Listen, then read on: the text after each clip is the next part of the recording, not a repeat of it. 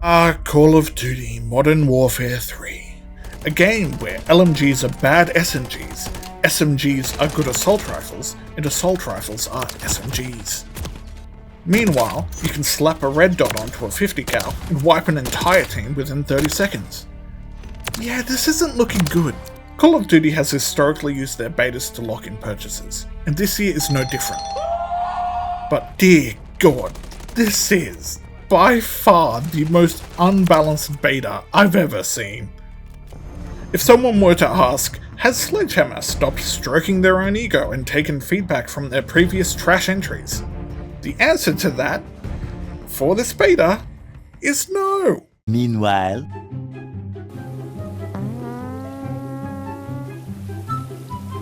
did you just soil yourself? Maybe. It did sound a little wet, didn't it? Right at the end. Let's have a smell, alright? Oh, everyone likes their own brand, don't they? This is magic. Alright, analysis. It smells like carrots and throw up. Or smell like hot, sick ass and a dead carcass. Oh, even Steak would say that stinks. This is at a time where Modern Warfare 3 looks like a mashed together DLC, combining assets from Modern Warfare 2 remastered and last year's Call of Duty.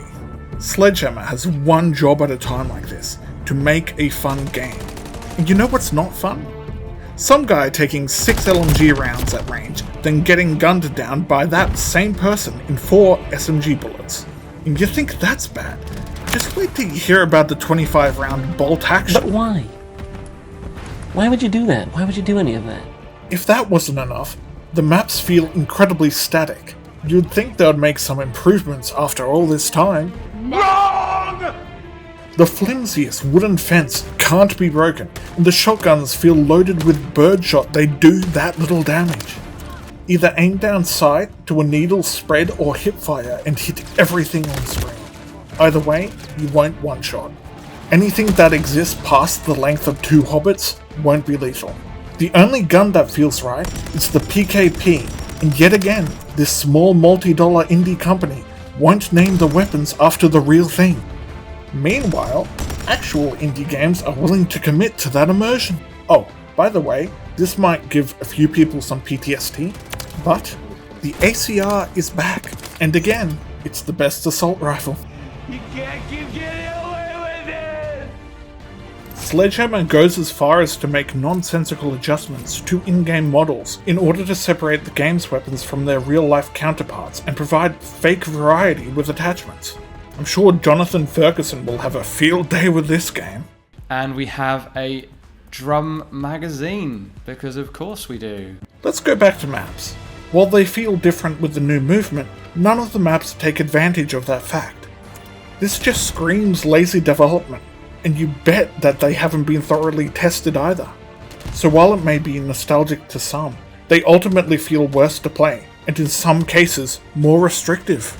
And it should go without saying, nobody should praise this game for using the tried and true perk system. You know, that thing last year's Call of Duty removed and remains its worst feature? Hope you have a bingo card out at home.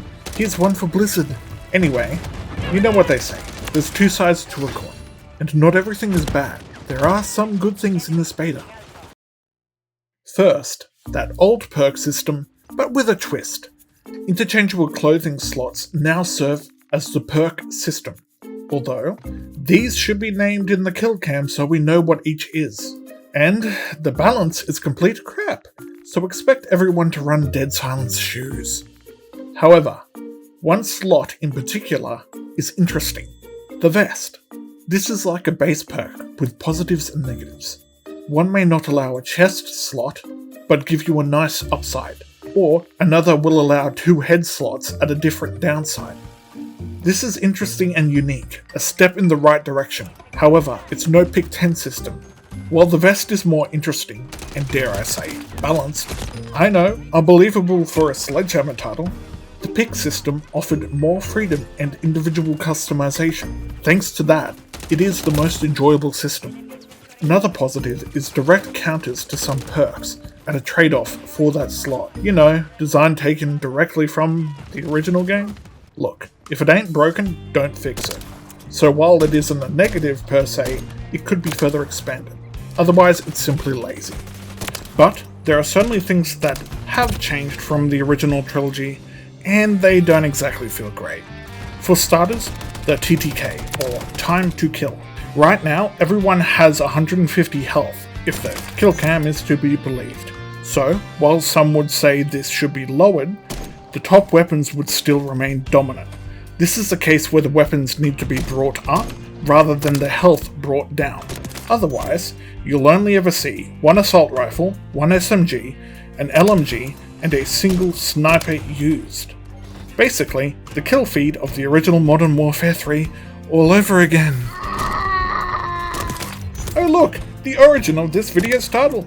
Come here, I'm gonna eat you! Get in my belly! We'll see how many of these problems are fixed on the 10th of November. Another hot topic is skill-based matchmaking. I regret to inform everyone, this is the completely incorrect name. It should be called monetization and engagement-based matchmaking. Fun fact, it is well documented in patents filed by Activision themselves.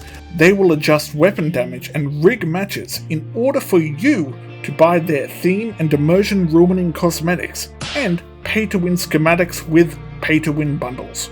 Who knows if they might just reuse that unethical anti-consumer tactics like the time-limited battle pass system filled with useless bloat. It's astonishing to me that people think that a battle pass is predatory. It's not predatory in any way. What you just said is one of the most insanely idiotic things I have ever heard.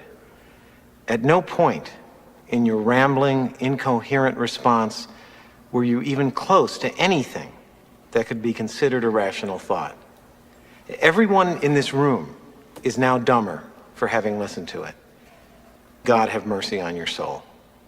Hey now, can't let you play any other game. After all, you wouldn't want all that money you spent to go to waste, eh? Enough talking about possibilities, we need to get back on track. So, want to know how they messed up sidearms? Well, one is near useless, the other overpowered as hell, and the last, Sledgehammer forgot to let people unlock, so the only way you can use it is through a default class or a bug. Could be worse, all shotguns could be secondaries, but with how the damage is now, compared to the range of this sidearm, they would fit right in. Just like Modern Warfare 2! That was a joke. Please don't do this, Sledgehammer. We both know how little you care about game balance. Speaking of balance, next to shotguns, another weapon category absolutely screwed is the marksman rifles. They don't one-hit headshot, or two body shot, and one of them can't even take someone down in 4 hits. Along with that, battle rifles are simply harder hitting assault rifles with stronger recoil and might as well not exist when the UMP exists. That single SMG is better than both of those weapons in every single way. Ever heard of the Juggernaut killstreak before? Well, this time they made a worse version, the defensive variant. Thanks to not having a defensive killstreak system, which, quick reminder, allowed streaks to persist through deaths, this feels absolute garbage. I prefer the real Melee. I said the real. Melee.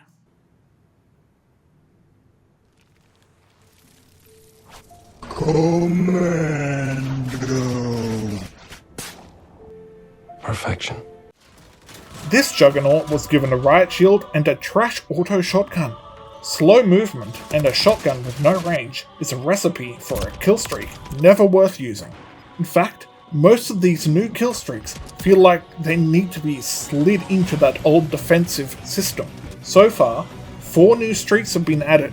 One is underwhelming, another questionable, one simply an annoyance, and the last is the Juggernaut. All textbook examples of what you would see in the defensive streak system. Just in case you happen to be one of the 10 people who use Battle Rage, I hope you packed some glasses. As to that fancy new tactical stance, it's just a worse version of aim down sights, with bigger spread, and, in some cases, restricts your vision further. The final nail in this coffin isn't even the game itself. It's how everything is being brought over from Modern Warfare 2. Special delivery! Surprise, surprise! That game is one with far better weapon balance, little to no standout weapons, well, that is, apart from the majority of the new weapons added in each season, just to make people buy them before they're nerfed. But Modern Warfare 2 still has better kill streaks, and better weapons than the overwhelming majority of those in the beta. However, there is one thing that may ruin all of this, and it could just be a conspiracy that people will throw out the window. HP and time to kill.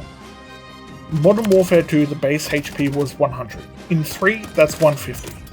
Now tell me, do you trust a dev team with a consistent track record of garbage game balance that has proven time and time again that they are incompetent? Frankly, I'm slightly losing the will to live. They say anything in their marketing, and if you completely reverse them, you land somewhere near to the truth. How do we make the iconic COD characters? Because you don't really have that in Call of Duty right now. What?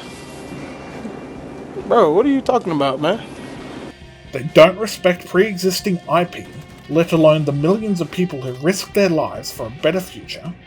They can't write good characters or narratives. Oh yeah, we'll just waltz our way through a field of death. Well, we're not here to fuck spiders.